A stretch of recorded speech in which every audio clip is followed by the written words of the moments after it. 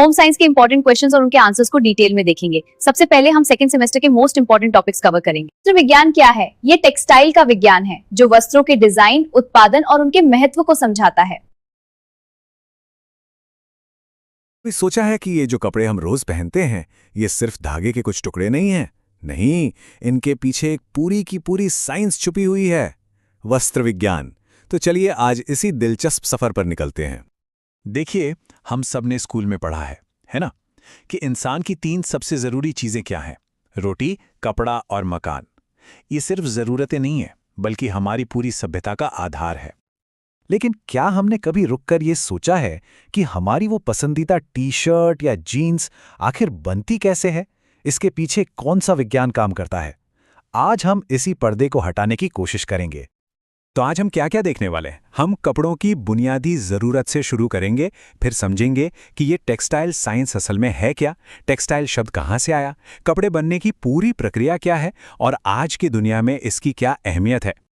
तो चलिए सबसे पहले बात करते हैं कि कपड़े हमारे लिए सिर्फ तन ढकने की चीज नहीं है।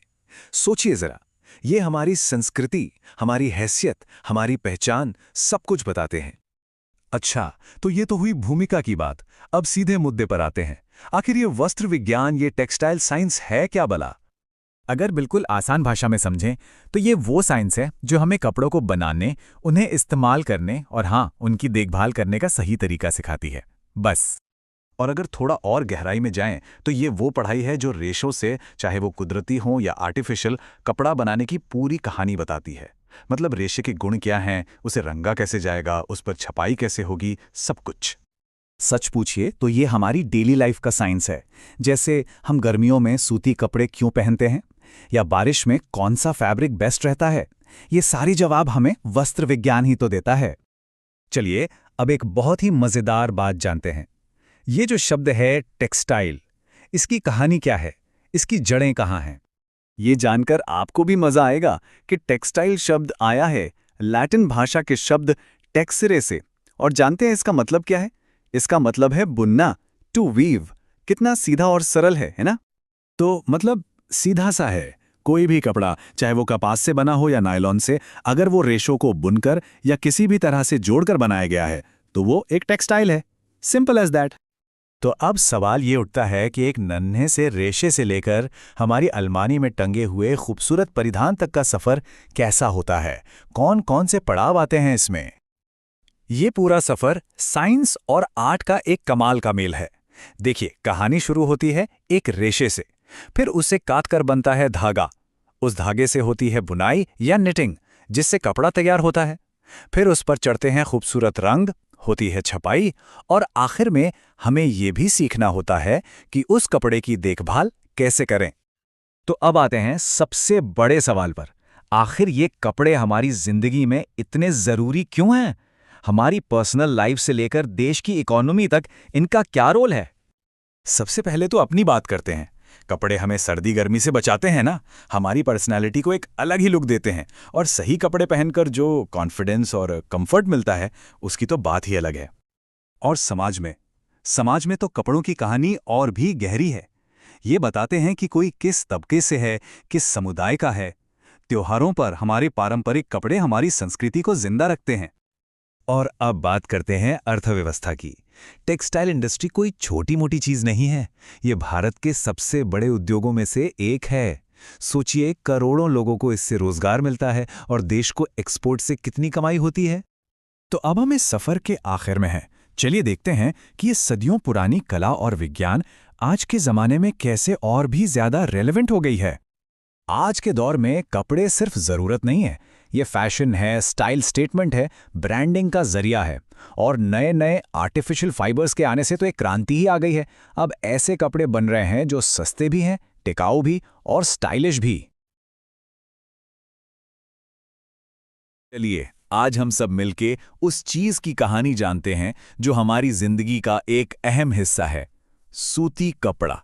जी हाँ, ये सफर बहुत ही कमाल का है, जो एक नन्हे से बीज से शुरू होता है और सीधा हमारे कपड़ों तक पहुंचता है। कभी सोचा है कि अलमारी में रखी वो सबसे आरामदायक सूती शर्ट या कुर्ता आखिर बनता कैसे होगा? मतलब कहाँ से शुरू होती है इसकी कहानी? बस यही सवाल हमारी आज की पूरी बातचीत का सेंटर पॉइंट है। तो चलिए इस पूरी प्रक्रिया को एक एक करके समझते हैं। ठीक है, तो शुरुआत बिल्कुल बेसिक से करते हैं। सूती वस्त्र यानी कॉटन फैब्रिक असल में है क्या? अगर ये समझ आ गया तो ये भी पता चल जाएगा कि हमारी जिंदगी में इतना जरूरी क्यों है। तो देखिए, सूती कपड़ा कोई बनाई हुई चीज नहीं है। ये एक कुदरती रेशा है। ये हमें मिलता है कपास के पौधे से, जहां ये बीजों के चारों तरफ एक नर्म मुलायम कवच जैसा बना होता है। और ये कोई आज की टेक्नोलॉजी नहीं है, हजारों सालों से इंसान इसका इस्तेमाल करता आ रहा है। अच्छा, अब जो बात इसे इतना पॉपुलर बनाती है वो है इसके गुण। ये वजन में हल्का और पहनने में आरामदायक तो होता ही है, पर इसकी सबसे बड़ी खूबी है नमी सोखने की जबरदस्त क्षमता। जरा सोचिए, गर्मी के दिनों में ये पसीना कितनी जल्दी सोख लेता है। यही वो वजह है कि गर्म मौसम में ये हम सबका फेवरेट बन जाता है। शर्ट हो, साड़ी हो या फिर बेडशीट, ये हर जगह हमारे साथ है। तो चलें अब सफर पर निकलते हैं। हमारी ये कहानी शुरू होती है लहलहाते हरे भरे खेतों से। यहीं पर हमारा कच्चा माल यानी कपास तैयार होता है और फिर गांठों की शक्ल में अपनी अगली मंजिल के लिए रवाना होता है। तो सबसे पहले होती है कपास की खेती। जब पौधा बड़ा हो जाता है तो उस पर रुई के सफेद सफेद गोले खिल उठते हैं। फिर इन गोलों को हाथों से या मशीनों से तोड़ा जाता है। इसके बाद आता है एक बहुत ही जरूरी स्टेप, जिनिंग। इसमें मशीनों की मदद से रेशों को बीजों से अलग किया जाता है और आखिर में इस साफ सुथरी रुई से धूल मिट्टी हटाकर उसे बड़ी बड़ी गांठों में दबा दिया जाता है ताकि इसे आसानी से ट्रांसपोर्ट किया जा सके। तो इस पॉइंट पर हमारे पास है एकदम शुद्ध कपास का रेशा।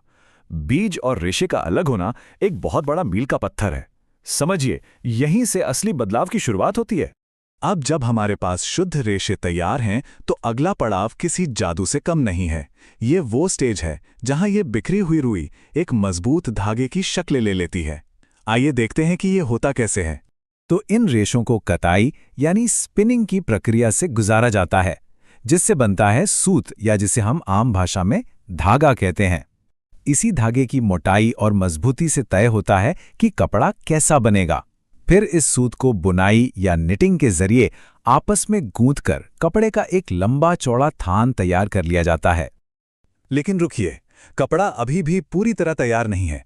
अब तक ये सिर्फ एक सादा बेजान सा थान है। इसे पहनने लायक और सुंदर बनाने के लिए कुछ आखिरी काम बाकी हैं जो इसे इसकी असली पहचान देंगे। इस आखिरी दौर में कई प्रोसेस होते हैं। कपड़े को अच्छी तरह धोया जाता है, फिर उसे ब्लीच किया जाता है ताकि वो एकदम सफेद हो जाए।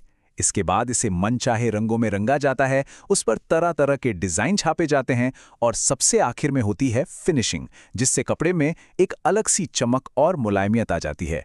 तो खेत के एक छोटे से पौधे से लेकर हमारे हाथ में आए इस शानदार कपड़े तक, ये है इसका पूरा सफर। कपड़े का हर रंग, हर डिजाइन और हर एक धागा इस लंबी और मेहनत भरी प्रक्रिया की कहानी सुनाता है। तो अगली बार जब हम अपनी कोई पसंदीदा सूती शर्ट या कुर्ता पहने तो एक पल के लिए जरूर सोचिएगा कि उस एक साधारण से दिखने वाले धागे के पीछे कितनी मेहनत, कितनी कला और कितना लंबा सफर छिपा है ना कमाल की बात।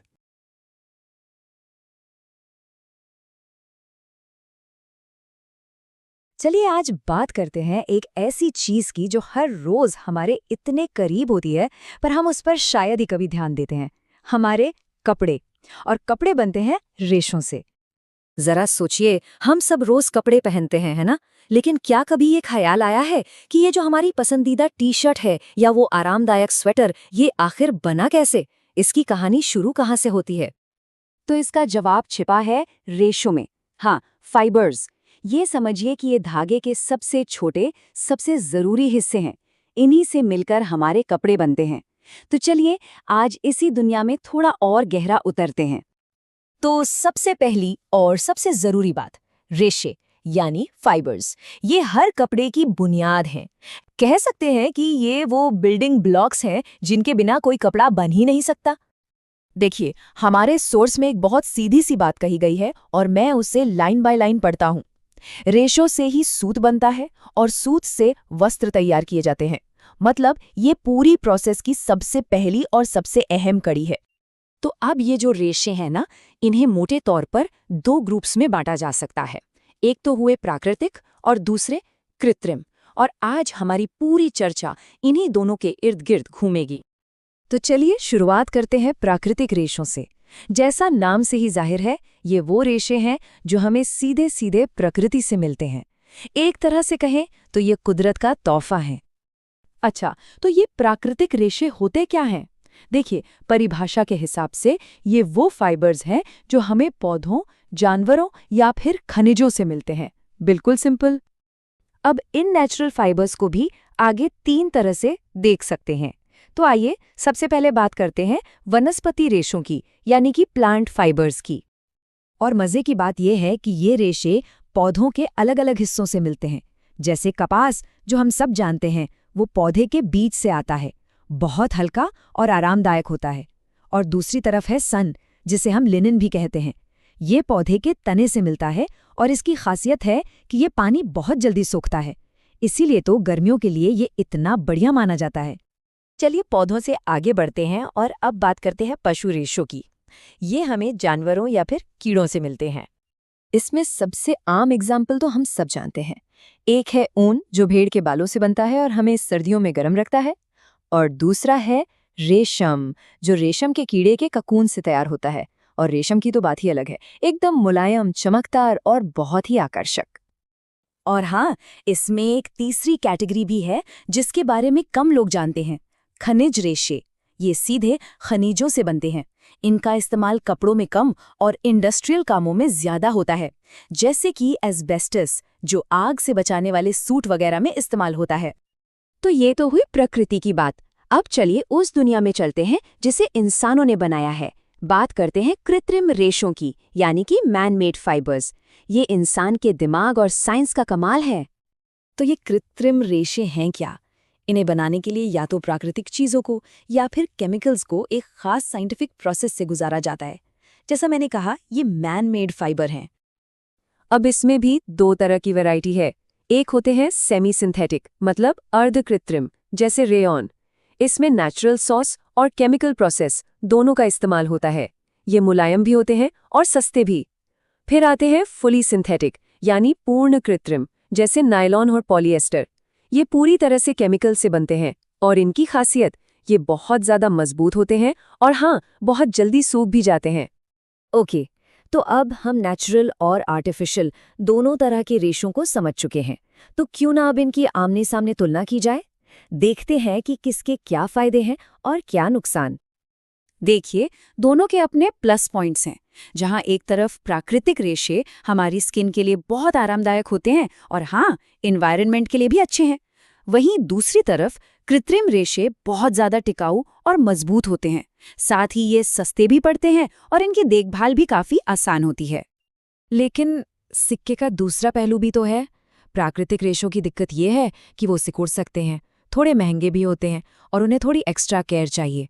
वहीं कृत्रिम रेशों में हवा आसानी से पास नहीं होती, जिससे गर्मी में थोड़ी बेचैनी हो सकती है। और कुछ फाइबर्स तो पर्यावरण के लिए भी अच्छे नहीं माने जाते।